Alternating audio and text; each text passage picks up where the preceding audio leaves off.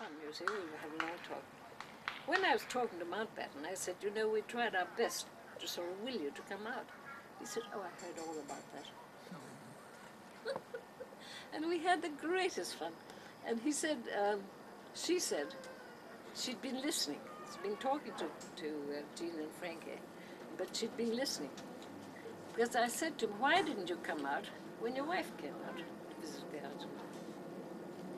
And she heard me, and she said, because he's only half educated, you know.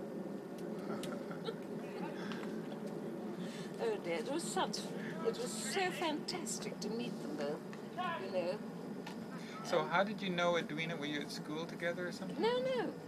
She came out through Bunny Phillips, who was a chap who worked for us. He became part of the family because he helped to make the thing swing. And we grew very fond of him. Bunny really became part of the family. And then the war broke out and he kept coming and going. And through him, I was very fond of his mother, Mary. We were great friends, and she kept writing to me all through the war. I got letters from her, all about what he was doing and how she'd heard from him and all this sort of thing. And then her other son, called Edward, married one of the Guinnesses. But I don't know anything about them. I don't know anything about the Guinness family. But I was sad because when I came over, she had died. I was frightfully sad about that. And he had died. Colonel Phillips, he was Superman. And then shortly after that, I saw Bunny several times here. And he had 5 children, I think. I think we visited them once. He's a lord or something, isn't he? No. No? No. Maybe not. You and me, I don't know who you're thinking of. So, Jack Roten was Sir Jack Roten. He was another boy that worked for us. And poor Jack, he died about 5 years ago. I kept in touch with them because his mother was a great friend of mine, and I stayed with them a lot. But it was sad because I was only here such a short while before they all popped off, you know, which was sad. And then one of the jobs I was asked to take on was to keep Lord Samuel company. Old Lord Samuel was, he was Churchill's equivalent in the Labour government, when the Labour government was very popular in those days. And I had a phone call from the agency, said, would I take on just remaining in the house, because his wife had died 3-4 months before. He had a secretary, he had French servants, he had everything laid on. But it was only somebody to be in the house in the evenings and talk to him. And then I said yes, I'd take it on for a few weeks. And so then they said they thought of somebody younger. So I thought, okay. She didn't do. He didn't like her, so I was called up again, would I go? And I went in a pouring rain with a filthy old raincoat on, just as I happened to stand. Went in, and he was still in his, writing a book. I've got one of his books, Sandberg. Writing his book, and he gave me a look, and he said, do you like Beethoven? So I said, yes, of course I do. I said, I love Beethoven. And chatted away, and he sort of didn't say anything very much, and I thought, I'm not going to say anything until he does. So then he turned around, he said, how soon can you come? So it was so boring, really, because then eventually his housekeeper came in, and she's a very hoity-toity woman. She said, oh, Mrs. Bell, of course, a lot of people over this job. You see, we let you know. And I said, I think I've got it. She was rather surprised. Anyway, I did go. I was there about a couple of months, I think. It was so boring, though, because I never had anything to do till about 5 in the evening to go and sit and chat to him. Then he'd go off for supper. And he was terribly, terribly nice little chap. Of course, a Jew, absolute Jew. And his friend was Marie's uncle. What's One of the his name? Simons? Yes, he was a great friend of Simon's. And anyway, he was a dear old chap. And he loved Christmas. You wouldn't think he would, but he loved Christmas and Christmas cards and things. And then his son came, and then eventually, I came in one evening, and the two maids were in an absolute flap. They said they didn't know what to do, and we wouldn't go in for supper. So I went into his study, and he was lying back, and I thought he'd gone out. I really did. Terrified. I thought he'd gone out. But as soon as I went in, he knew that was me, and he pointed to the telephone. And so I rang up the doctor immediately, and we got him to bed.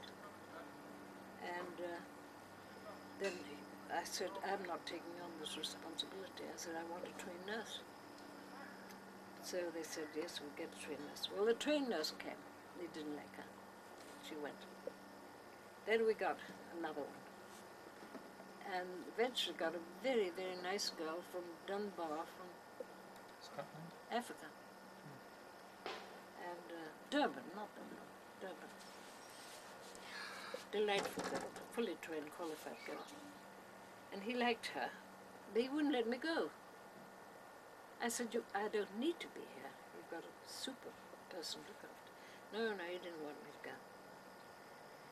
So I had to hand my room over to her, because I wouldn't take the responsibility in the evening with him, you see. So he said, you're not to go. He said, I'll give you my wife's room, which was next to his. Which was awful, because it was still covered in sheets and ghastly. And I thought, no, I can't stick this in there. I said no. I said, there was no reason for me to be at that time. So, and it was dismal and dreary, and I couldn't bear sleeping in her room. So that was that. So you made your exit. I made my exit. And this girl remained with him for a year, and then he died. But I was glad to leave him in her hands, because he's an awfully interesting little chap. He did a holiday very, very badly. He's never been for a real good Who's holiday. that now? Jim. Jim, your husband. He worked from the time he was 16. And all he ever really made was his super salary. Towards the end he had a super salary, but starting he had nothing. And anything he made went to his parents, because they had a crash just like we had. In 29. They had masses of property, the Downs out there. And one of the uncles played on the stock exchange and lost a whole lot. And they went through just the same sort of bad time as we did. And a lot of people, apart from us, did. And anyway, eventually, after going smash in our own little company, we took on Uncle Alfred's place. And that's where Jim was getting on in life, and he wasn't very well. So it was luxury, the sort of life he liked, and everything was absolutely on top of everything. Which place was that? Tres Lagunas. Tres Lagunas. And there we had terrific times. During the war, we threw these great big Red Cross parties once a year. I had up to 300 people to feed. And I put up about 10 people in the house. And people came from all directions, only once a year. And we did everything with the local people. And our own servants, we had a cook and 2 servants. And they had relatives who loved coming. And they dressed themselves up with black and white aprons and things. And they adored it, because they did it all on their own. Didn't ask them to. Because they liked helping, and they liked the fun of it all. And all the catering and things, people from distances would bring bits, and we had the most wonderful place to store things. It was an enormous, like a room of a refrigerator, with shelves all around it. So we could store food from everywhere. People brought things. So I had enough for counting for about a week or more.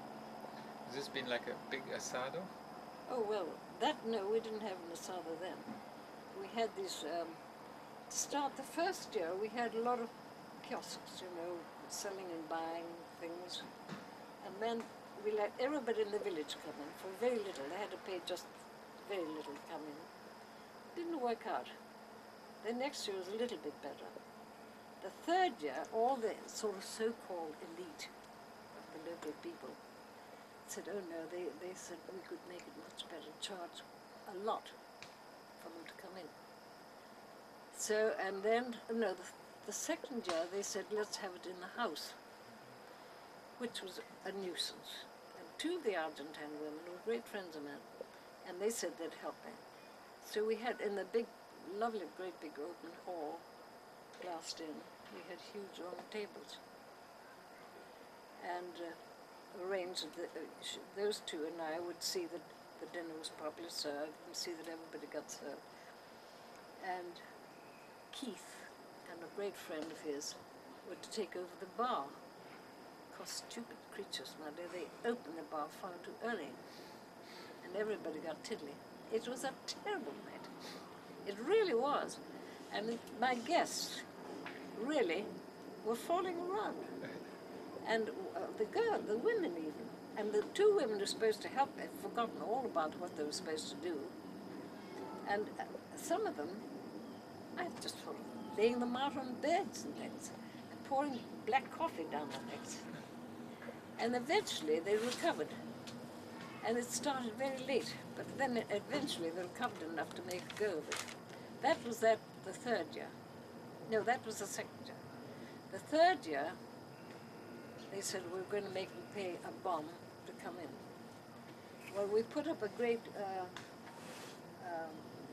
canvas enclosure, what do you call it? Marquee? Marquee, huge marquee, put down the floor, made a dance floor, and decorated it all. And I dressed up the natives who came down to collect corn, you know, from the north. And I made the dresses, made them the shawls and things. And they were absolutely super, with a real, genuine music of their own, and their own genuine dances. And we had a floor, and I put on a floor show. And we had a bar in the corner. And you never heard the end of that for ages afterwards. They said the better show than they'd ever seen in Buenos Aires. And it was all done locally and didn't hardly cost a cent. It was quite something. And you see, it was really good because the people weren't able to go to any fun. We got all the rich Germans, very rich Germans owned property all around there. We got them, we had an auction of cattle, we had an auction of chickens and hens and auctioned anything could be. And there was a great friend of ours who was a super auctioneer. And we got the Germans to sell some of their best cattle. And when they were sold, they would hand it back again to be resold. So we made packs of them. And the people who came from Rosario, the local big city, said it took them a year to what we did in a night. And that happened once a year. And it was all for the Red Cross? Yeah. Red Cross and prisoners of war. Because the prisoners of war started... Is this First World War? No, Second World War, sorry.